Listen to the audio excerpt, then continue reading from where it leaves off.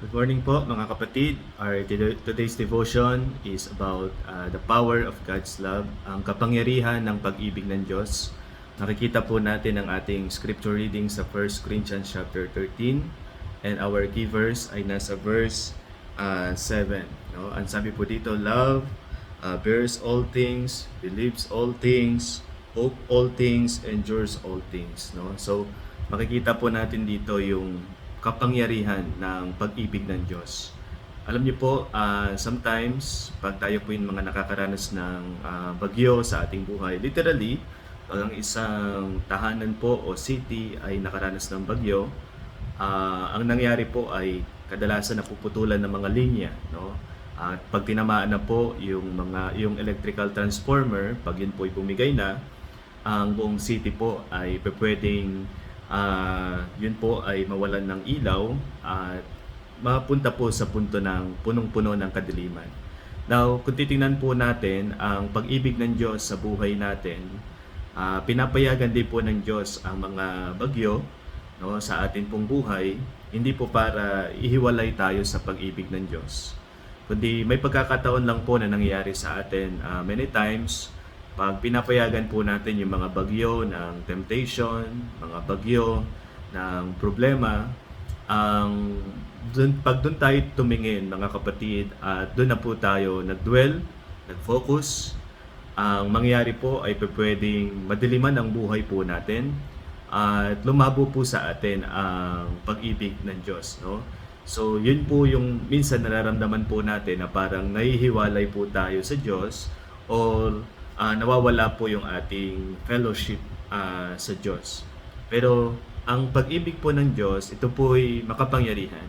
At ang pag-ibig po ng Panginoon Kristo, pag ito po ay ating naintindihan, ito po ang siyang magre-restore ng atin pong buhay sa Panginoon. Ito po ang magre-restore ng atin pong pananampalataya sa Diyos. At ito rin po ang magre-restore ng matamis na fellowship natin sa Panginoon. Sabi nga po dun sa key verse po natin, love believes all things. No? Love bears all things, love hopes all things, love endures all things. Yan po ang ginagawa ng pag-ibig ng Diyos. So, pag tayo po'y nakakaranas ng mga temptation, tayo po'y nagkakasala, the best thing na gagawin po natin, tayo ay magsisi, humingi ng tawad sa ating mga kasalanan, at makikita po natin yung restoration ng Panginoong Diyos. Mai-experience po natin yung pagbabago ng Diyos, yung pagsasaayos ng Diyos sa ating mga buhay na tinamaan po ng mga malalakas na bagyo. So, ang maganda rin pong gagawin natin as a believers, sa mga panahong tayo po ay nagkakamali, bumabagsak, tigilan na po natin yung pagbibilang ng mga panahon na tayo po ay bumabagsak. Sa halip, ang gawin natin, tumingin tayo sa Diyos na siyang walang hanggang umiibig sa atin, dahil alam po natin na ang Diyos natin ay tatanggapin po niya tayo unconditionally. No? Remember the prodigal son, pinipicture po doon ng Panginoon Kristo na ang Diyos ay Diyos ng pag-ibig. Ang ating Ama na nasa langit, siya po ay mapagbiyaya. No? So, yung prodigal son, if we will understand the story, nung siya po ay tumalikod sa kanyang ama, no? Hindi po ang kanyang ama nagtanim ng galit, hindi po ang kanyang ama nagtanim ng sama ng loob. Nung tumalikod po ang kanyang ama, that is the nung tumalikod po ang prodigal son, that is also the moment na pinatawad na po siya ng kanyang ama. Pero na-experience lang po niya yung pagpapatawad ng kanyang ama, naging reality lang po yun sa kanyang buhay. Nung siya po ay nagpasya ng bumalik sa kanyang tatay, nung siya po ay nagpasya ng magsisi, humingi ng tawad sa kanyang mga kasalanan. Kanya pa nga pong, kumbaga, parang dinesire na bayaran yung kanyang nagawang kasalanan or bayaran yung kapatawaran na hinihingi po niya sa kanyang ama. Pero makikita po natin sa story ng prodigal son na hindi po yun ang operasyon ng ama.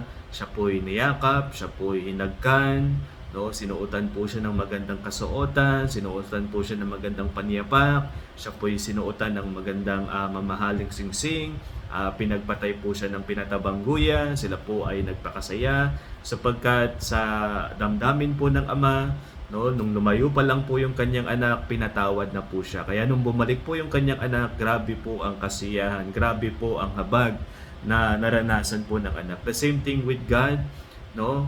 Wag na po natin bilangin ang mga pagkakamali natin. Ang pinaka-the best thing na magagawa natin, bumalik sa Diyos, lumapit sa Diyos, humingi ng tawad at mararanasan po natin ang pagbabago ng Diyos sa ating buhay. So yan po ang ginagawa ng pag-ibig ng Diyos. Ito po ay napakamakapangyarihan. Dahil ang pag-ibig ng Diyos, sabi nga po dun sa talata natin, believes all things, no? Naniniwala ang Diyos sa buhay po natin bilang mga mananampalataya. Bumagsak man tayo ng ika-7 beses, bangon tayong muli, mga kapatid. So, ang pag-ibig ng Diyos, ito po'y nag-e-encourage sa atin na kung tayo man po'y bumagsak, kung tayo man po'y nagkamali, subukan natin muli na itama. Subukan natin muli na bumalik sa Diyos at ipagkatiwala sa Kanya ang buhay natin. So, napaka-blessed natin if we will understand the love of God, the love of Christ for us. Ito po ay nag-i-encourage sa atin na subukang muli, mga kapatid.